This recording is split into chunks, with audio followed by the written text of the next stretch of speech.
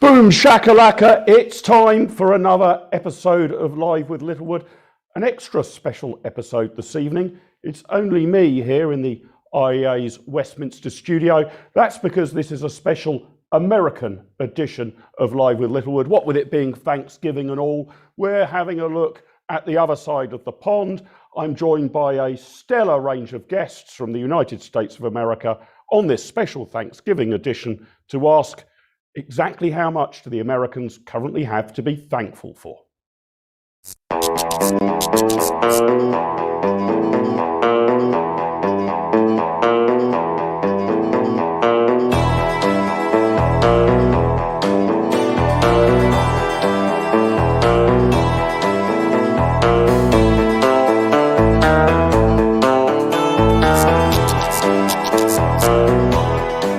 Kaboom, kapow, welcome to this special US edition of Live with Littlewood with me, Mark Littlewood, the Director General of the Institute of Economic Affairs. I'm alone here in our Westminster studio in London because we're being joined by a great set of guests from across the pond.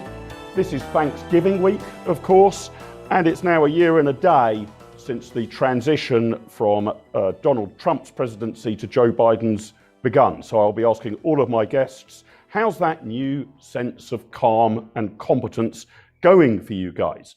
We're also going to be asking tonight whether we are perhaps beginning to see the beginning of the end of the federal United States of America as we know it, or are these just a few bumps in the road? If you're enjoying the show, remember to hit the like button below. If you're not yet subscribed, hit the subscribe button. And if you've got a few pounds or dollars spare, perhaps consider becoming an IEA patron. The details of our Patreon page are in the show notes below. You can join and support us and keep our content on air for as little as just £5 sterling per month. Later on in the show, I'm going to be joined by Antonella Marty, Associate Director of the Center for Latin America at our friends at the Atlas Network. We're asking her whether actually the USA is becoming a bit more like Latin America, rather than Latin America becoming a bit more like the USA. I'll also be joined by my good friend, the founder and CEO of JTK Group in Oklahoma, Michael Carnuccio, to discuss whether the rule of law is breaking down in the United States. And I'll also be joined by a dear friend of the IEA, the director of the Democracy Institute, pundit extraordinaire Patrick Basham, to ask, is the federal system still fit for purpose?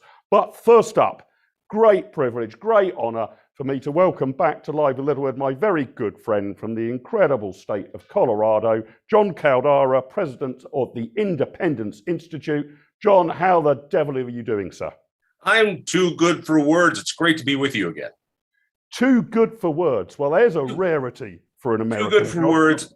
To answer the question that I think you're going to jump to, everything's fine in America. We're doing just fine. You don't need to look at us. We don't need to talk. We've never been better. So there's really just don't look someplace else. Well, sorry to disappoint you. I'm going to spend the next hour, John, looking you straight in the eye, you and your fellow countrymen. All right, we got a couple problems. Okay, we got a couple of small problems. Let's dive straight into them. You were faking a bit of sincere optimism there. What is, John, the current state of play? Let me give you a few numbers to conjure with. Americans believe, according to opinion polling, that the country is on the wrong track by 29 to 63%. So more than a 2-to-1 majority believing your country is on the wrong track. But I thought you guys were kind of bombastic optimists. Turns out that you've been thinking by some sort of majority you've been on the wrong track all the way back to May 2009. That was the last month when more Americans thought your country was going in the right direction than the wrong one. What the hell's going on over there? It's called economics. I guess there's a couple ways to do this. One, we are now reacting to the so-called solution to the COVID lockdowns, which is pumping made-up money into our system. And lo and behold, what they call transitory inflation, we're starting to realize, like many of us thought would happen, isn't that transitory. When you put this much more fake money into the economy, sooner or later, prices are going to go up.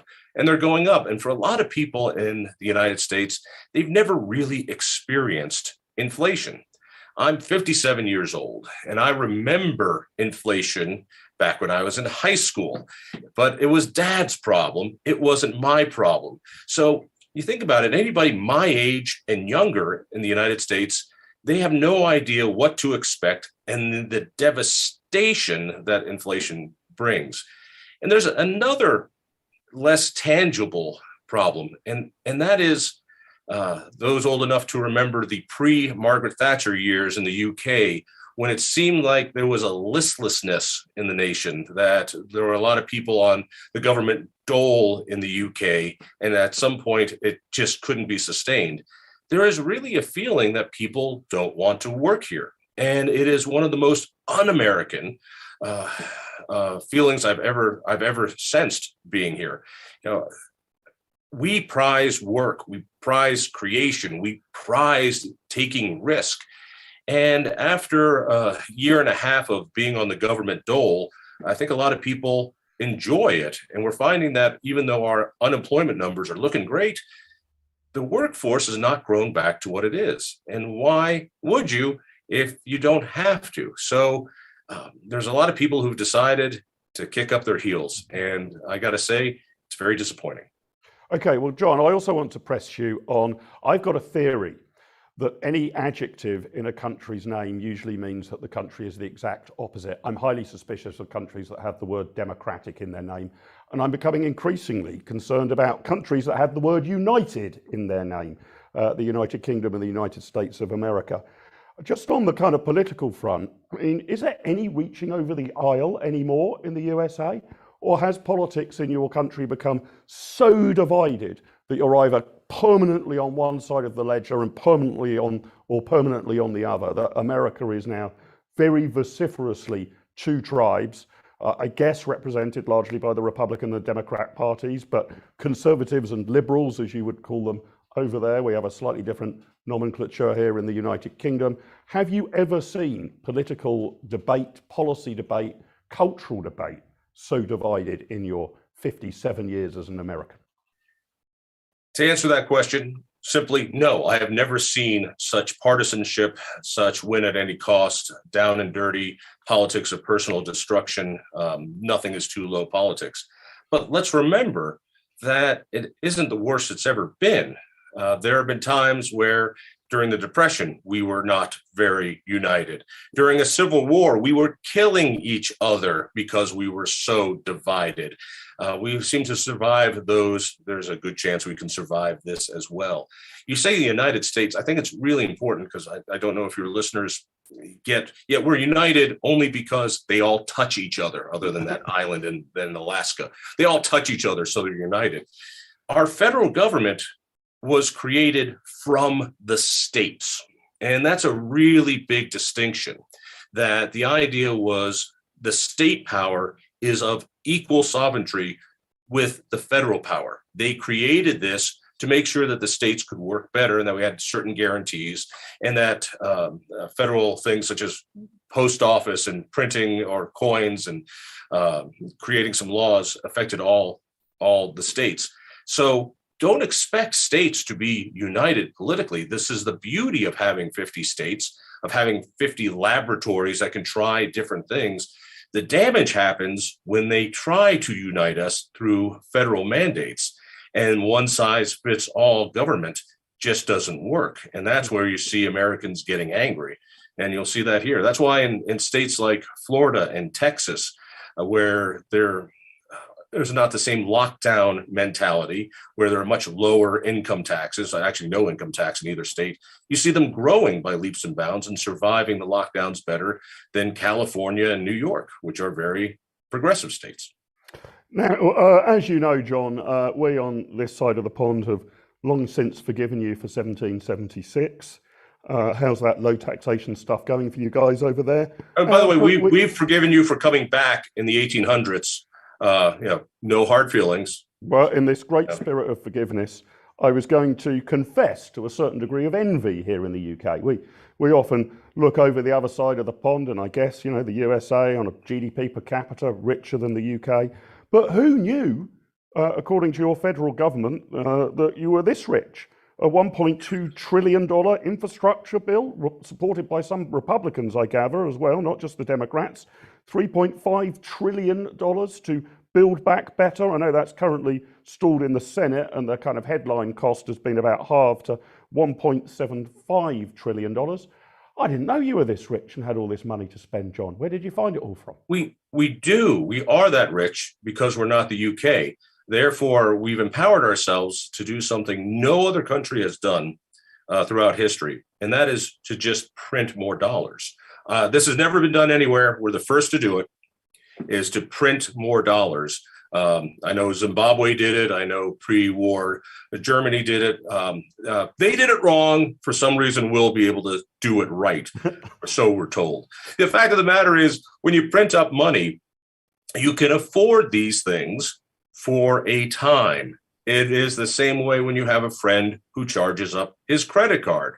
It's not real money, but someday the bill comes due. And that's really the difference between Keynesian economic policy and Austrian economic policy.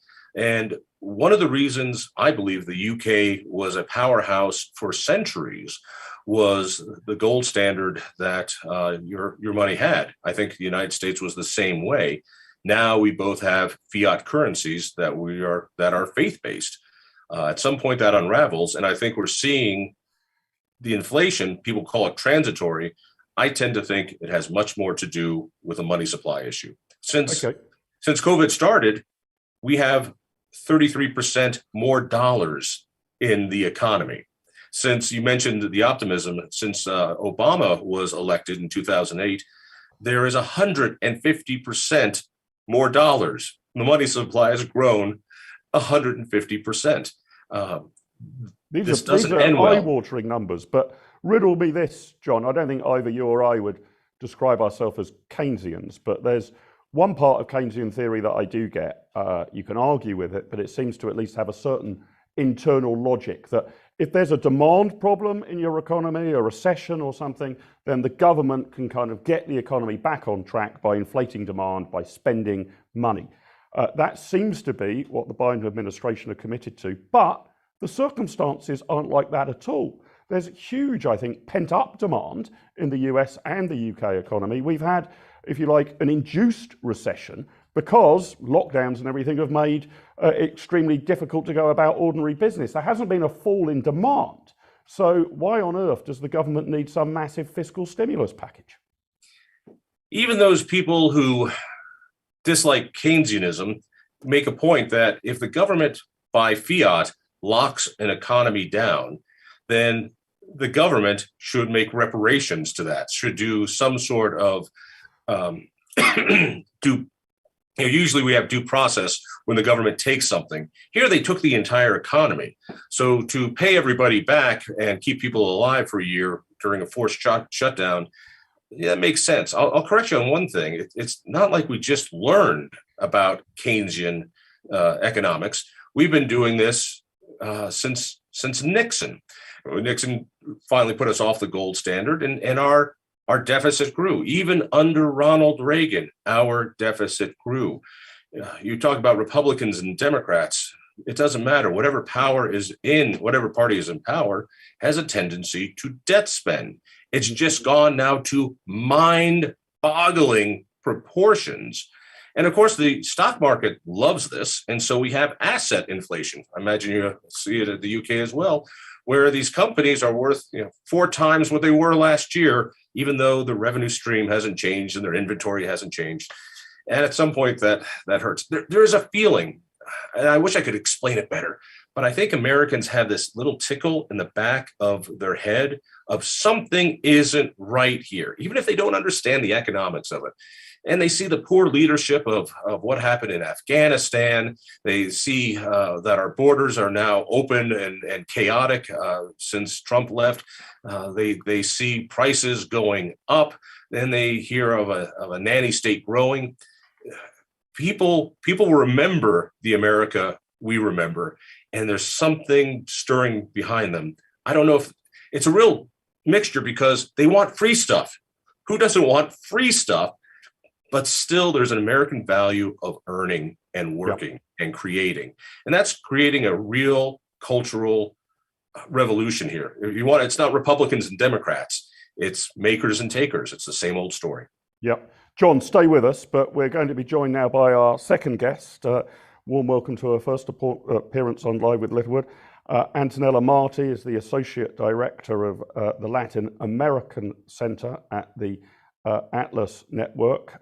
There are friends across the pond, a network of free market think tanks from right across the world, nearly 500 of them, I believe. Antonella, great to have you with us. Thanks very much for joining us. Welcome to the show. How are you? How are things from your perspective? Jon started very optimistic, but as soon as I prodded him a bit, he fell like a deck of cards. Happens all the time, and has actually now admitted to us that things are looking pretty bleak in the United States of America. Is that true, Antonella, or are you a bit more optimistic?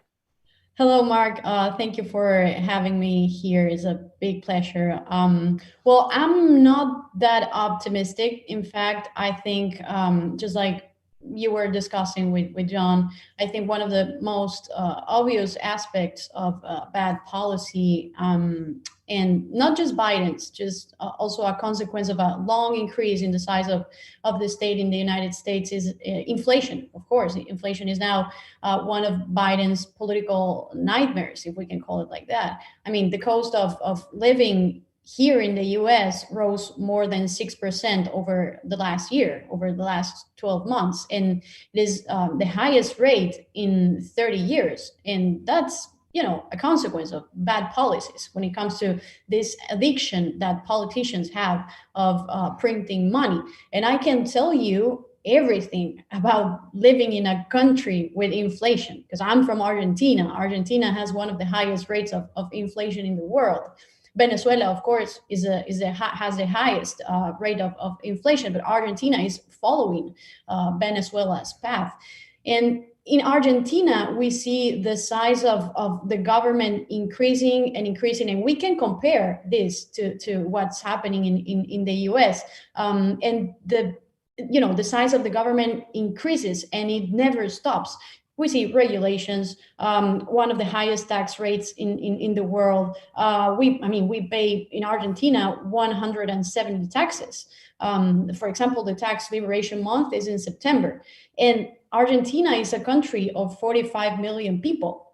And 20 million people in my country, in Argentina, receive money from the state. And only 7 million people work in the private sector. So we see, and we can compare. I mean, if we wonder why Argentina is broken, and just same thing with Latin America, well, there's the answer. Big government deficit, huge debt, taxes. And I see some kind of Latin Americanization, if we can call it like that, of the United States. Yeah, Jon, let me come back to you. How should we Brits objectively try and assess the Biden administration and work out where it is on the ideological spectrum? I guess the default setting for most people on this side of the pond would have been that Biden's a kind of moderate, middle of the road kind of Democrat, not a particularly left-wing Democrat. That appears to be his antecedents. But then you look at some of the numbers here, as I say, an attempt to pass nearly $6 trillion of spending, a very hard line on COVID, including attempting to ram through vaccine mandates on all US businesses employing more than 250 people. I think that's run into trouble in the courts. And I'm told here, I don't know if you're aware of this, attempting to confirm a bank regulator who is a former communist and wants to abolish private banking. This doesn't sound like a particularly middle-of-the-road administration. You say these things like they surprise you. The old Biden has always been kind of the butt of jokes in America. He was that silly, daffy uncle that would come to Thanksgiving dinner and say awkward things and do things wrong and make all the gaffes. Well, now he's our president, and America did not choose Biden. America chose not Trump. And there's a huge difference there. And there's also a very important lesson here that a president doesn't steer the nation as much as you think.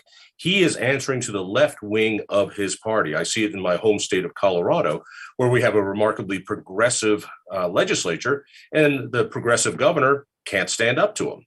The same thing in Washington, D.C. And that every challenge we have, there is a federal response. and he can't break free. He is a very weak president, and therefore we don't know what he stands for. When you and I have had this conversation, when Trump was in office, I decided to judge him not by what he said, but what he did, what he vetoed, what he signed, who he appointed. I'll do the same for this president. And at this point, he might be one of the worst presidents of my lifetime. And he's not even a year in. Antonella, let me come back to you, because we've seen an upsurge in populism in Latin America. Is the USA following suit? I mean, again, from this side of the pond, and as Jon just said, when Biden was elected, we kind of thought, oh, well, that's the end. You know, the Americans have called an end to populism. But do you think the sort of populism that we typically associate with countries in Latin America is now a major phenomenon in the United States? Yes, I totally agree. And I think we can also see it as a global phenomenon, because we see something like a pendulum that goes from the right to the left and the left to the right, and it's always like that, and it get more extreme all the time. But I would like to mention two aspects of this topic. One is wealth, and the other is populism. And when it comes to wealth, I think that one of the things that I actually see here in the US that has been very common in Latin America is that we demonize the entrepreneurs, we demonize the creators, we demonize the innovators, and we punish success all the time. And that's not the way to end poverty. The best way to end poverty is by creating wealth, not taxing wealth, just like Alexandria Ocasio-Cortez wants to do it, like tax the rich, or distributing wealth. And that's something we have been doing a lot in Latin America. We distribute wealth, we tax wealth, and that's one of the poorest regions in the world. And of course, the rise of populism. And that's another characteristic that I see in the US, not only with Biden, but also with the former administration. And it becomes this pendulum that I was talking about, that goes from the left to the right, and it get more extreme all the time. I always say that no country is vaccinated against populism, and I like that phrase that says something like the populists will cut your legs, will give you crutches, and will tell you that if it wasn't for him, you wouldn't be able to walk. And that's just the way they operate in Latin America, and we can see that right now in the US. Jon, let me come back to you. Antonella was just saying about how the pendulum swings. I mean, we as a think tank don't really get ourselves, involved at all in the grubby nature of electoral politics. But obviously, from a public policy perspective, it matters who wins, and we keep a close eye on the United States of America. We, of course, had the elections a couple of weeks ago, in which the Republicans won the governorship of Virginia, a traditionally blue state. Biden's approval ratings now are -17, I'm told, on exactly the same day into his presidency. Trump's were a rather more modest -10. The midterms are expected to swing back to the Republicans in a year's time, could well capture the Senate and the House of Representatives. Is this all set up for the next president in the United States of America being Donald J. Trump? It could well be. My sense is if he decides to run, it could be what destroys the possibility of getting a president. Mind you, I was wrong about Trump the first time. I didn't think he could win. Let me add on to something that Antonella said, and she really hit it. I don't know what it is in the UK, but in the United States, culturally, we love the underdog. We celebrate the underdog. We like to see him succeed. There's an other side to that coin, which is ugly, which is there is this idea that once we build them up, we're going to cut them down. You see it in the celebrity culture all the time, from Tiger Woods to whomever. We're going to build up this incredible come from behind story. And so rich people in the United States are demonized personally, and the left has done a wonderful job. I think about Jeff Bezos. Imagine what the COVID lockdowns would have been without delivery of goods and services or food to people's homes. My elderly parents were able to stay in their house because people would bring them boxes of stuff. We should be celebrating what this was, but instead it's a demonization. And it's very, very personal. And it's just part of the American culture right now. And it's really driven by Hollywood and the education system. To your point of what's going to happen in 2 years, I think working around Trump is going to be the key to success for Republicans and conservatives. Youngkin, who won in Virginia, did that masterfully. He embraced the policies of Trump. He thanked him for his support, but never got on a stage with him, never answered a question about it. And therefore, he was able to keep the Trumpies and get people who are fed up with what's going on from the liberals. That gives us a roadmap, and I think it will be a very successful one this coming year. The question is, in 3 years, we'll see. Well, Antonella and Jon, stay with us, but I want to introduce our third guest of the evening, my good friend Michael Carnuccio. You don't want to introduce him. No, you don't need to talk to him. He's far too optimistic. Okay, let's see how this goes. He is disconnected from reality, but you go ahead. Let's see whether Michael's keeping up, can sustain his optimism for more than about the 20 seconds that you lasted, Jon. Michael's also the former CEO of the E Foundation from the great state of Oklahoma. Michael, great to have you with us. How are you, sir? We can't hear you yet, Michael. I'm doing wonderful, Mark. Thanks so much for having me and for allowing me to join the conversation today. So, Michael, riddle me this.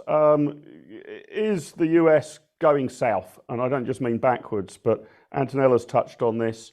Is actually the United States of America becoming culturally more like some of the downsides of populism that we see frequently in Latin America? I mean, if you look at Brazil, for example, with impeachment proceedings and all of the rest of it, is the USA now catching populism? There doesn't actually seem to be a vaccine against it, right? And I thought that your whole federal constitution was supposed to be that. Help me out here, Michael.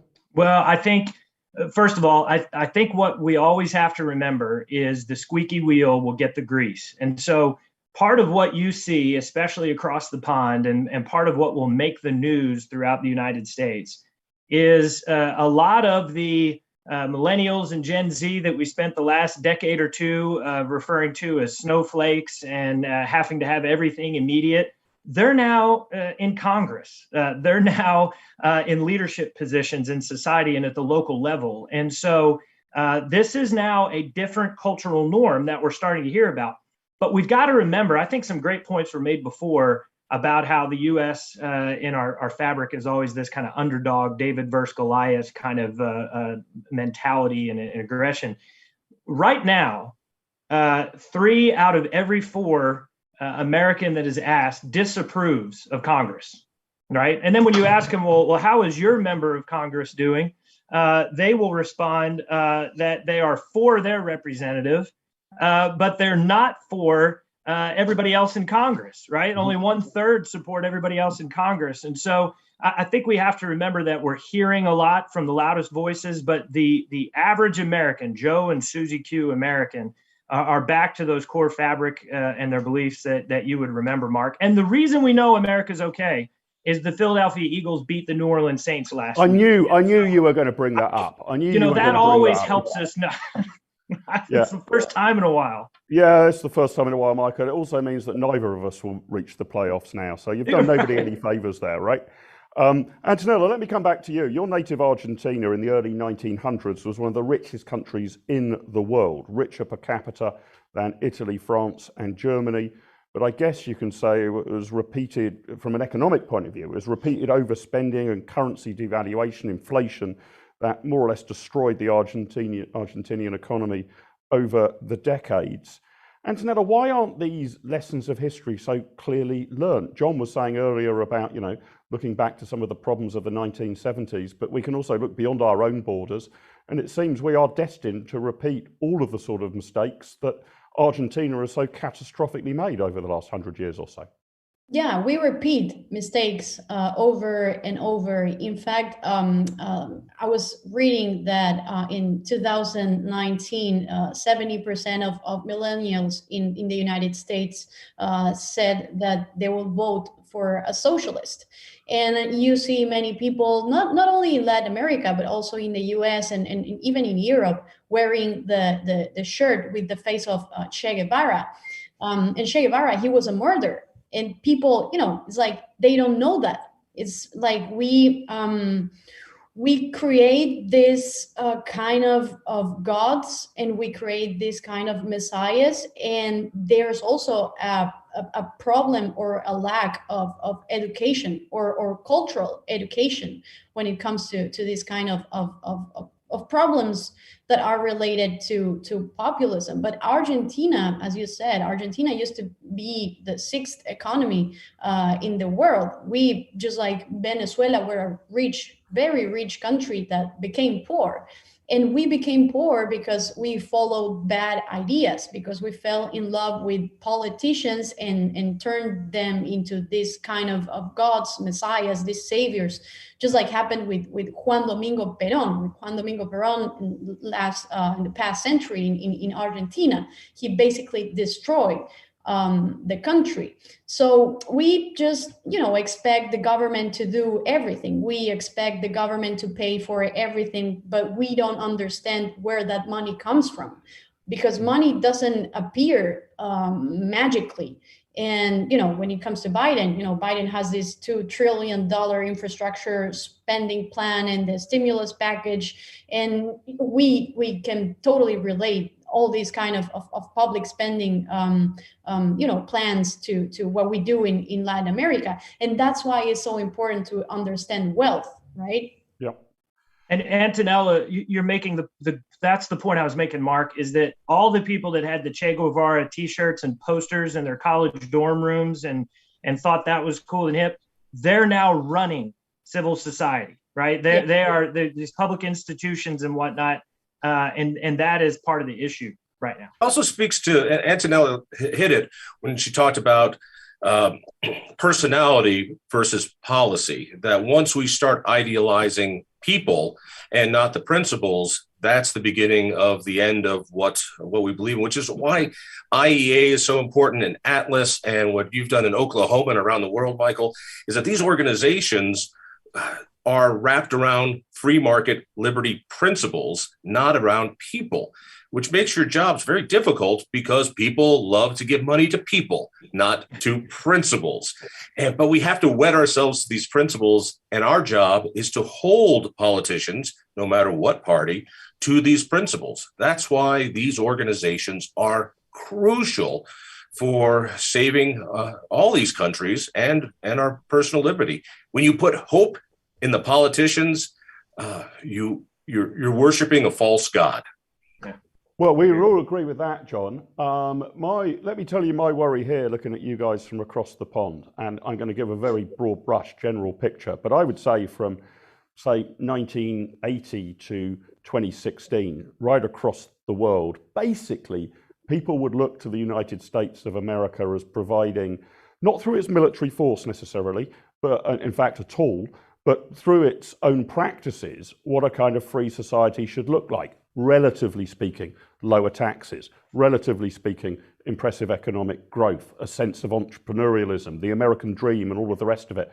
And I would say that sort of went right through the way through the Reagan presidency, but way beyond as well, including the Clinton administration, for example. I'm really worried that shining city on a hill, not necessarily as a place that we want to get to, but we can at least emulate, is beginning to die and decay. That the United States of America is no longer holding the torch of freedom for other countries in the world to aspire to. Am I right, John, to be rather worried? You are absolutely right about that lack of leadership. There was always something about the American dream. We call it the American dream, that it doesn't matter where you came from, it matters where you go. And there's never been a society in history that has been more economically mobile than the United States. And to start to lose that is crushing. But let's go back in time. Let me be the optimistic one for just a second, which is something I'm very uncomfortable with.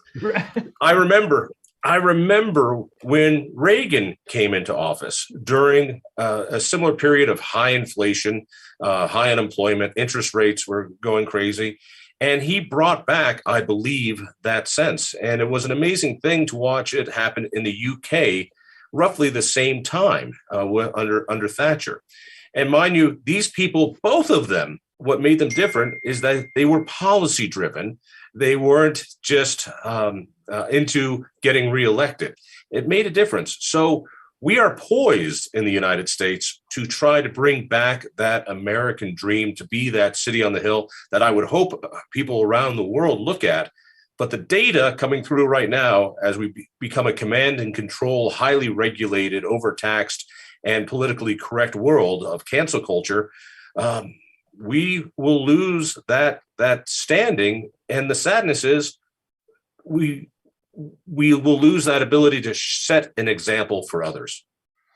Jon, been great to have you with us. Thanks so much for all the great work you and the Independence Institute do in the great state of Colorado. I think I'll be catching up with you in the equally great state of Florida before too. I look forward to it. And one quick thing, you saw a small person running around behind Michael. It's not a child. In his state, he got rid of all the child labor laws. That guy was there to work on the printer. It's a very rough world there. I thought it was actually Michael's chief political advisor, right? He wasn't just working on the printer, was he?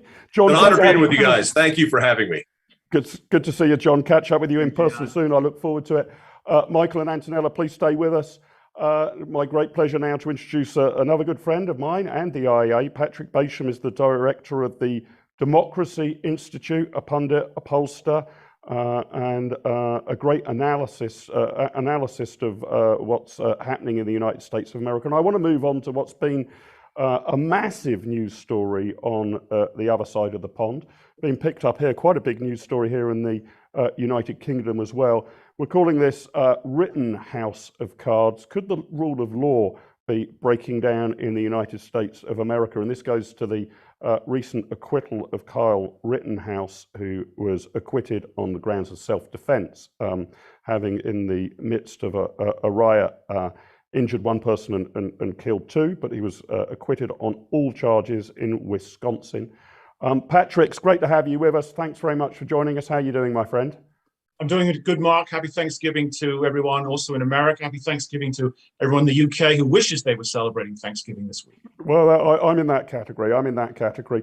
Patrick, let me ask you about the Rittenhouse trial. I mean, I followed it a bit, but I'm an old-fashioned kind of guy here, right? I think that criminal trials should have a jury. That jury looks at the forensic evidence over many, many weeks, deliberates, I think it was for more than 25 hours before they reach their verdict. And although I've seen sort of screenshots and snaps and read a bit about it online and in the newspapers and seen a few news stories about it, I'm not in the position to make the same sort of judgment that the member of the jury does who's looking at it in such depth. So I respect the outcome of a trial. I don't know what conclusion I would have come to. Probably the same as a jury, I guess, but I don't really have an opinion about it because the way we should run our criminal justice system is jury trial. But let's have a look at what's been happening in the USA. You would have thought this was a political case. 32% of Democrats approve of the verdict reached by the jury, but 71% of Republicans do as well. President Biden apparently linked Kyle Rittenhouse to all sorts of hard right groups with precious little evidence. I retweeted and commented on Mayor Blasio, who said he was disgusted and appalled by the verdict or some such like. How has the process of criminal justice become a political football in the United States of America? It's a number of things, Mark. I mean, putting it crudely and simply to be fairly brief on the time front, it's a couple of things. The legal system has become weaponized against one's political opponents, right? Right now, it's weaponized against conservatives and Republicans, but there have certainly been Republican administrations who have attempted to do the same thing against their Democratic and liberal opponents. I think it's more obvious now. I think it's to a larger degree now, and the stakes are probably considered higher by those who are executing this kind of an approach. You also have the fact that for many years, decades, arguably, both administrations on both sides have, when convenient, allowed the rule of law to just drop by the wayside, right? I mean, the illegal immigration issue would probably be the most obvious one, but we've seen just in the last 2 years, going back to the spring of 2020, with the violence and the riots and the looting, that was not only allowed by respective mayors, district attorneys, governors, not all of them Democrat, but mostly Democrats, but it was actually encouraged by and cheered on by leading members of the Democratic Party, one of whom is now the Vice President of the United States of America, right? She helped raise bail money for violent offenders. You have a situation where someone like George Soros is able over several years to spend an enormous amount of money helping successfully to get very soft on crime, liberal district attorneys and prosecutors elected around the country, who, as in the case we've just seen this past week in Wisconsin, not the Rittenhouse trial, but the situation where the man who got out on bail for $1,000 a few days earlier drove through and killed a whole slew of people, including children. This is what you get when you do make these kinds of policy decisions. And so whether we're looking at whether America's economic decline or how America is viewed around the world, Americans have done this to themselves, right? Politicians and prosecutors and district attorneys and funders have made these decisions that they want to see things change in a certain direction. I mean, I think it's a terrible direction, but it's a direction that was choreographed, that was facilitated. And so now everything, just as in politics, the law is politicized. And so whichever side of these trials you're on, whichever side of these cases you're on, these indictments, these impeachment exercises, everything is politicized. It becomes very personal. And what is actually legal in a technical sense or constitutional is secondary if it even gets a look in. The miracle is that this trial actually was able to take place and be conducted in a way that led the jury to a legally driven outcome. That's the miracle. Michael, should I be worried about this? That I thought one of the great founding principles of the United States that has served you so well over more than 200 years has been that politics doesn't get everywhere. There are checks and balances in the system. The president distinct from the legislature, the Supreme Court, the court system, all of these things are separate. And it means, as Jon Caldara was saying earlier, that the President of the United States doesn't have untrammeled power. In fact, here in the UK, our Prime Minister has much more untrammeled power, frankly, because he is almost by definition the person who controls the majority in the legislature. Should I be worried that politics is getting everywhere now? I was just absolutely astonished that everybody from the mayor of New York, not even a Washington politician, to the president of the United States, to people on all sides of the political divide, Hollywood actors and the like, all seem to have an opinion about whether Kyle Rittenhouse should have been acquitted or convicted. And I thought that your approach to government and justice in America was that's a separate matter for the courts. It's not a matter for politics. Well, yes, but what we're experiencing is the impact of this. The immediacy of having everything at your fingertips and instant reaction, and also when popularity and value in society and how you maintain celebrity status or move up political ranks is based on the likes and the followers and the attraction that you can get, you're going to jump into everything and have a comment about anything. That doesn't really mean that comment should be valuable or have an impact on society, but it does in this kind of world that we're living in now. But I would say this, Mark, this is the reason every time I've been on here, you've asked me on the optimist scale, right, and where I'm at. And we all know that I outflank Caldara a little bit more optimistic. But on this, I would say, if we were having this conversation in the late 30s and the 40s, you would be asking me, when are Americans going to wake up? And we all know the famous quote from Admiral Yamamoto about, we have awakened the sleeping giant. And what the opinion poll data is showing, and I think as Antonella was mentioning that pendulum swinging back and forth, is you have your what I like to call the ground and pound American that is waking up, trying to provide for their family, trying to be engaged in a community, provide not only for that American dream as they see it, but also for their kids and their future in whatever view that may be. They're starting to catch up and wake up to a lot of this. And what you see, this is bleeding into the vaccination numbers and that conversation. And you actually don't see people in that environment that are having medical discussion as much as they do not trust. The more people are telling them, you have to do this, they're saying, I don't know about that, right? That's what's in the data right now. And that is also bleeding over into culture, into the common square, and into politics. So I hear you. I think you're right. Squeaky wheel is getting the grease, but I think it has more of an impact of this than actual shift in the American electorate. And Antonella, I know you need to leave us shortly, but let me get your take on this. I mean, I guess I don't mind so much about, Hollywood actors being on Twitter. Michael's right. Everybody can now sort of comment to the world at large at the click of their cell phone. I guess I don't really care what Mark Ruffalo, the guy who plays the Incredible Hulk in the Marvel movies, thinks of a particular verdict or court case. That's up to him as a kind of private citizen. But I was getting nervous when I was seeing, the president, comment that people would be upset by the verdict, or the mayor of New York saying that, I think, described the verdict as disgusting, if I've got his. Now, my question isn't whether those guys are right or wrong. It's surely to God, this is just not something elected politicians should be commenting on. Shouldn't they have the self-denying ordinance to say, these are matters for the court system?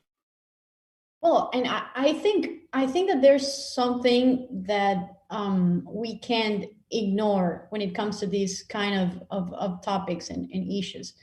That is the importance of institutions, right? The importance of institutions.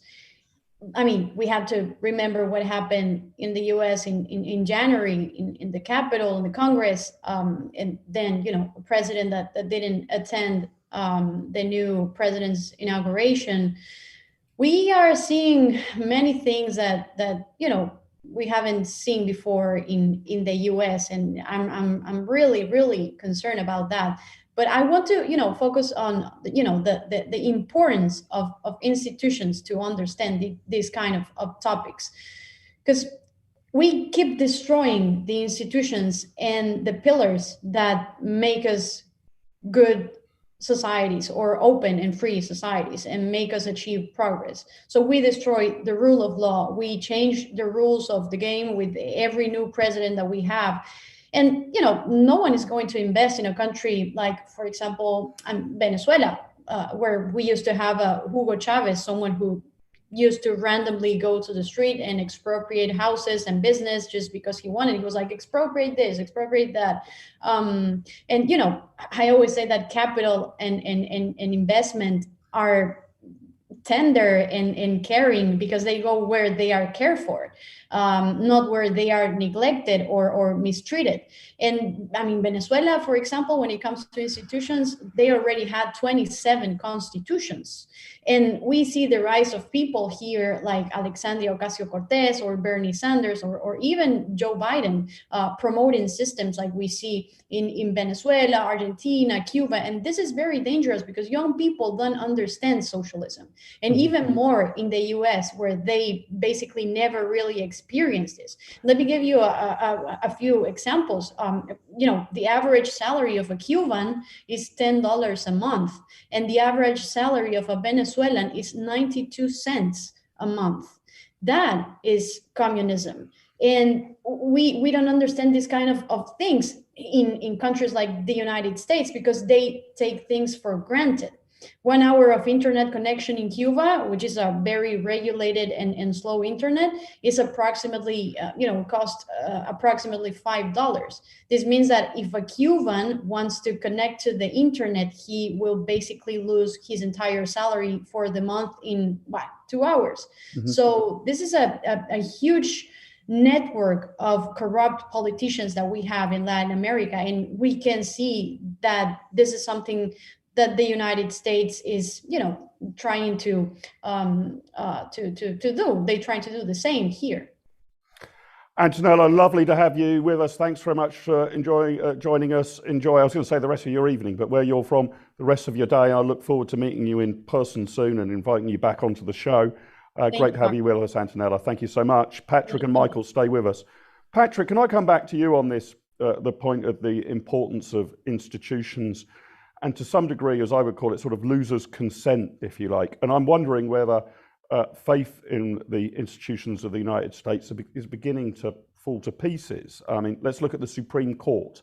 I gather, you can correct me if I'm wrong on the polling, you're the expert, but only about 28% of registered Democrats approve of the court. It's about almost half of Republicans, but again, only almost half of Republicans. Until 1968, almost all confirmations to the Supreme Court were by acclamation, but since 1968 things have become much more contentious. It's a political battle.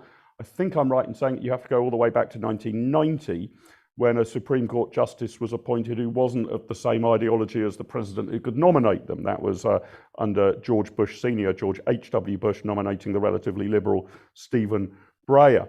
Are Americans now losing faith in their institutions? I think if you look at Congress, the president and the Supreme Court, they all have approval ratings below 30%. This is a catastrophe of confidence in the backbone of the American Constitution, no? I think it is. I think it is a crisis, an institutional crisis, or a crisis of faith in institutions. And it's been going on for decades. It's been trending in one downward direction. I don't know if we've hit bottom yet. But it's, the Supreme Court, for example, the late 80s, with the infamous Robert Bork nomination, when the Democrats were able to weaponize his record and force his withdrawal. And so in every Supreme Court nomination on either side since, there's been the potential for that kind of a political catastrophe, right? And what it's meant is that in the past, pre-Bork, the nominees were folks who had a really strong record, whether you agreed with everything or not. These were really, really serious legal figures with, in generally, some politicians thrown in, who did have, there was hard copy on what they thought on many, many issues. Since Bork, it's all about choosing someone who can get through, and preferably that someone has a light record. They've left a light footprint, if any, because it's less to attack. And if they do that, then it's important then to attack them personally, as we saw with the Kavanaugh nomination, under Trump. So it's changed a lot. And given the general tribalism that's been coming on so acutely in recent years, you have a situation where everyone looks at the Supreme Court in terms of what do I get out of it? Do they agree with me? Not will they uphold the Constitution? Will they interpret the legislation according to the Constitution and measure it by that yardstick? No, it's about, do they agree with me already on issue X, Y, and Z that may or may not come up before them? If they agree with me, I want them nominated, I want them to get on the court. If I don't, then I do not. And the Democrats are so frustrated that there's been a quote unquote conservative majority on the court, which some conservatives would beg to differ on. But given that on paper majority, Democrats talk very openly, did during the campaign, about stacking the court, right? Just simply changing the rules so that you get on enough people who are going to vote the way they're going to vote, your way, and then you're set.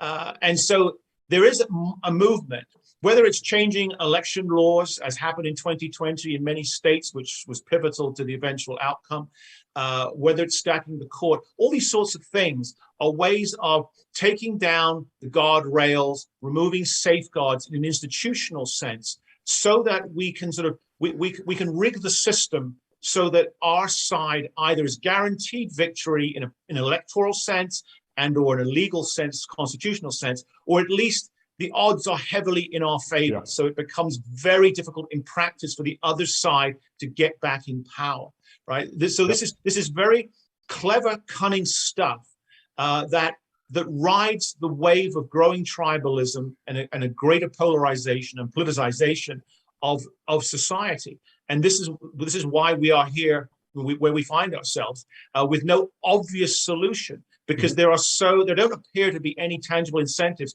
for any of the parties, figuratively and literally characterized, to change their behavior. Well, we've been a little bit downbeat, despite Carnuccio's usual optimism. We've been a bit depressed about the state of things in the United States of America. I'm going to dial up that depression to a level of apocalypse in our final session, which we're calling Fed Up. Is America's federal system still popular? I guess from what you've heard already, we'd conclude that it isn't. But Michael, let me start with you. Could the sun be setting on the United States of America as we know it? And I'm betwixt and between here. We've traded various statistics about people's confidence in the institutions themselves. Even if they're supportive of their own congressperson, they might not be supportive of Congress. I'm betwixt and between here because one part of me says, I'm kind of glad that citizens are somewhat skeptical about politicians in the big state. But I'm also a bit worried that if faith in all institutions in America continues to collapse, and as Patrick says, this might not be the bottom yet, right? This could just be a trajectory downwards. Then you actually start to lose the rule of law and the foundations and planks and institutions that you need for a free society to function. Should we be optimistic, Michael, that people are getting more and more skeptical and cynical about the institutions of what you might argue is a big state? Or should we be fearful that this might lead to an unraveling of the United States of America as we know it? Yeah, I remain on the side that change and growth is messy, and so we're going to see some mud and we're going to see some problems along the lines. But we have to see that for people to get more engaged and to start paying attention. And so I think that's what you're seeing happening. I mean, Mark, I need to ask you a question. If the British public was watching on election night and they were watching two candidates and one candidate was up over 800,000 votes, and all of a sudden they were told, we're going to stop counting. We're done counting. We're going to pick this up tomorrow morning. And they woke up the next morning and the other candidate had 1 million votes and was all of a sudden in the lead.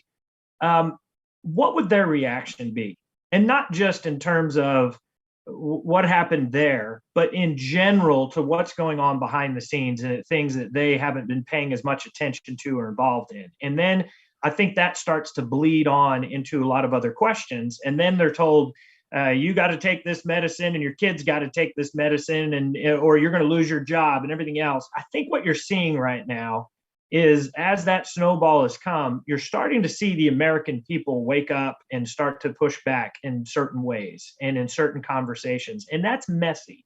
Yep. And the pendulum is going to shift even more before it starts to come back. And part of how it's messy is you're going to see more candidates and more celebrities running for federal office than we've had before. And a lot of that is going to happen.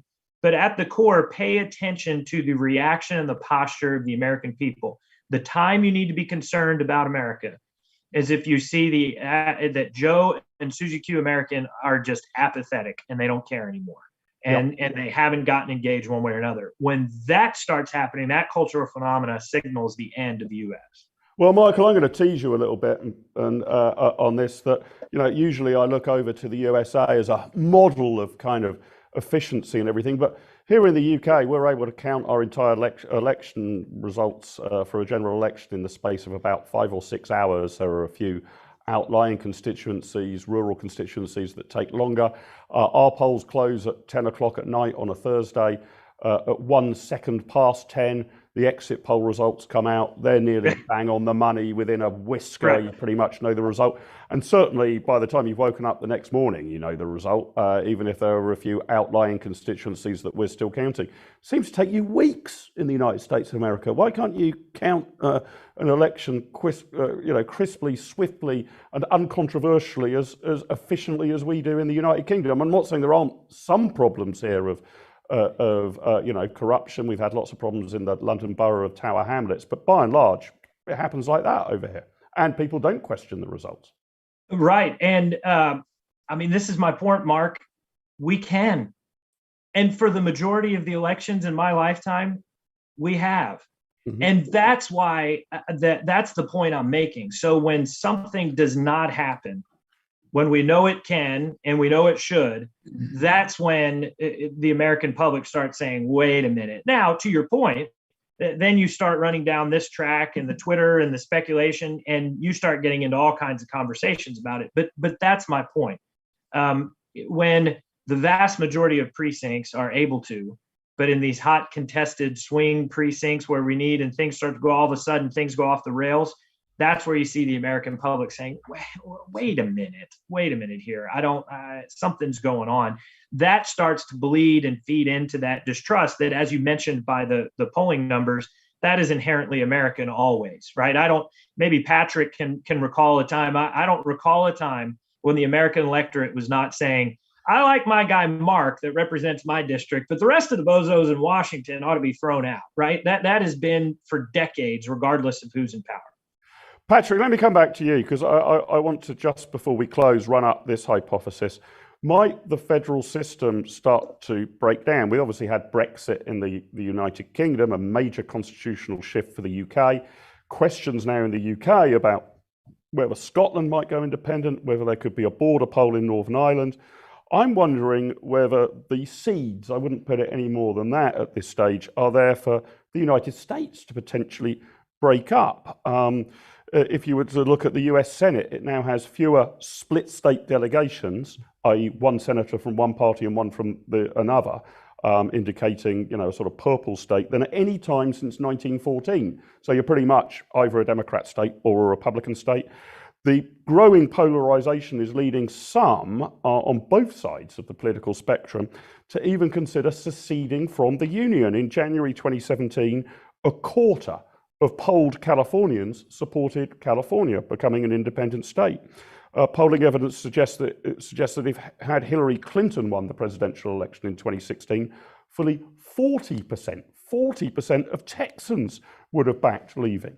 Even within the USA, there are certain sort of constitutional shifts going on. I gather that 2 counties in the state of Oregon, Union and Jefferson counties, have backed holding a referendum, while 3 others look at starting a process to leave the relatively liberal state of Oregon and join conservative Idaho. A bill's been introduced in the Texas legislature to allow a referendum on succession. We've had for ages, I don't know whether it will get anywhere, the Free Straight State Project in New Hampshire in order to take over the state and enact libertarian policies. The Free Straight State Project got 30,000 pledges from libertarians to move to New Hampshire to bring that about, although I think only a little bit north of 1,300 had done so. And there's the Six Californias campaign, pushing for California to be split into 6 more politically homogenous states. Are we going to recognize the USA as a territory in 5 or 10 years' time, Patrick? I think we will, in macro terms. I mean, there was a poll out this summer, I think it was this summer, asking voters, red or blue, whether they would like to see movement. So the red states were together, blue states were together, whether you call it actual formal secession or not. Over half, 52% of Trump voters said, yes, let's go for that red state coalition, that red state country. And 40% of Biden voters, even though Biden's the president, said the same thing. They would like to see blue states move together. So obviously people are frustrated, they're upset, they're depressed, they want to do something. Nothing is going to happen, I don't think, constitutionally. I mean, there's a few counties in Maryland where the congressmen representing those conservative red counties want to move to join West Virginia. I mean, so it's going on all over. There's something real going on, but it's not probably going to get anywhere because the system will take care of it either in good or bad ways. The good way is that, as was discussed earlier, federalism is really important and does continue in some ways to work. The power of this at the state level, the states have, right? And people act on that. And the way that Americans have historically acted and continue to act is literally with their feet, or in this case, their cars, their trucks. They move to another state. So you had the state of California in 2020. It was the first year, I believe, in the state's history where the state of California lost population, lost about 180,000 residents who literally just got up and moved. And lots of good reasons to leave California, and those people took them. Most of them moved to places like Texas, but they also moved to New Mexico and Colorado. Folks in the Midwest and in New York, sick of the weather, but also sick of the taxes and all the rest of it, moving to places like Florida. Now, you can view this in a good or a bad way. Those who move to Florida, they tend to be folks who sort of more small government types, limited government types, and they bring those values with them and vote accordingly, which is one of the reasons Florida is becoming more and more of a reliably red state. But the irony is, the folks who for a long time now have left California, they're a big reason why states like Texas and Colorado and New Mexico have either become blue or are trending blue, because these folks don't like what did happen or what is happening to California, the policy outcomes of all those left-wing prescriptions. But when they move to the Texases and the Colorados and the New Mexicos, they still vote the same way, which is quite surreal and bizarre and unfortunate and uncomfortable for the folks that they now live with.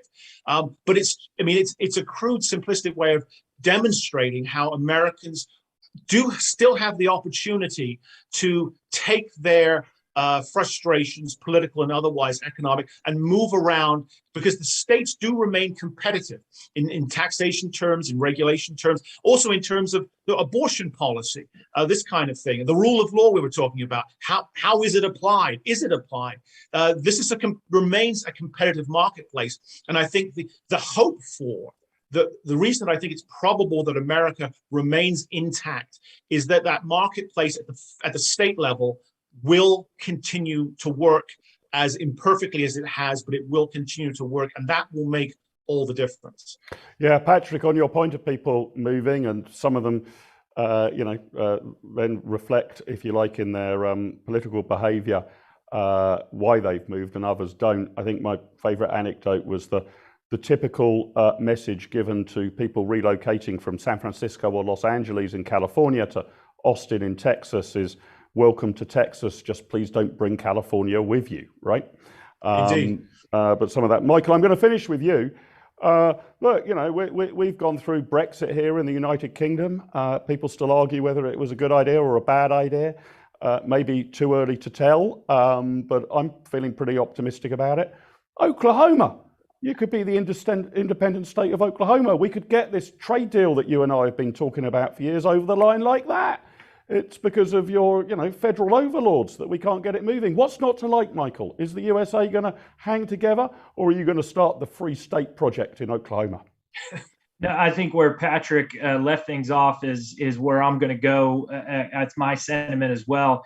The states are the power and the influence in the system, and the more that states start to engage, and the more that you have a trade agreement or trade opportunities with states pressing and pushing, then you'll see the federal government have to react. And listen, we would love nothing more than for the UK to start sending us over more of your product and get us some of your sheep meat over here, right? We'll take the lamb here. We could use it. We don't want any of Colorado's lamb meat from Caldara. I want yours. And would love to send you back pecans and all kinds of other things. There's some of the cultural and political decisions that have come out of Europe. We'd like you all to hold off and stop sending this way. That would be polite. But that, I think your point is valid, Mark. Listen, the states are still going to have the most impact. Politics happens on the local level. And I'll go back to my main point. When you start seeing the average American apathetic and not caring and showing interest anymore, that's when you need to be worried about the United States. Until then, watch what happens at the local level, state legislatures, gubernatorial elections, and then where states start to press back, attorneys general suing the federal government, that kind of thing. Michael, thanks. Pretty upbeat note, I guess, at least in the context of this show, to end on that the USA will find a way through. Happy Thanksgiving to all of you who celebrate it in the USA. Thanks, Michael and Patrick, for joining us, and to our previous guests, Antonella and John. Been great having you with us. Have a great time over in America. We'll be back in 2 weeks' time for the Live with Littlewood Christmas extravaganza.